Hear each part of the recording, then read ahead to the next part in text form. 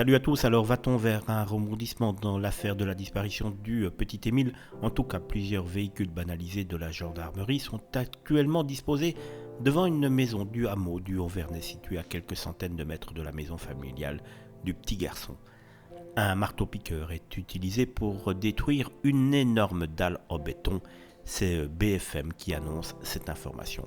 L'enquête pour retrouver le petit Émile disparu depuis le samedi 8 juillet vient de nouveau d'emmener les gendarmes dans le hameau donc du Haut-Vernay, là où l'enfant s'est volatilisé. Selon BFM, les enquêteurs fouillent depuis lundi matin une maison du hameau située à quelques centaines de mètres de la bâtisse familiale appartenant aux proches d'Émile, une maison de type phénix construite dans un pré non loin d'une bergerie de fortune et cachée derrière deux arbres centenaires.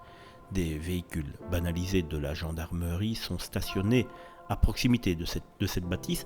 Un camion transportant des gravats a aussi été vu sur place muni d'un marteau-piqueur. Les enquêteurs ont en tout cas procédé aujourd'hui à la destruction d'une grande dalle de béton posée sur des travaux menés par une entreprise de BTP cet été.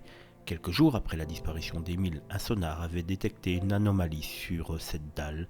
Immédiatement, les enquêteurs avaient procédé à la destruction d'une partie du béton pour écarter le moindre doute, mais des investigations complémentaires sont donc menées depuis plusieurs heures, même si aujourd'hui, d'après ce que l'on peut voir donc aujourd'hui vers 20h moins 20, cela n'aurait rien donné. Il est quand même important de notifier ces informations pour dire que les enquêteurs se sont bien ciblés sur une maison particulière du village. Alors va-t-on vers la solution dans l'affaire du petit Émile dans les prochaines heures? C'est une possibilité à vérifier. En tout cas, on est curieux de voir si demain ces investigations vont se poursuivre ou pas.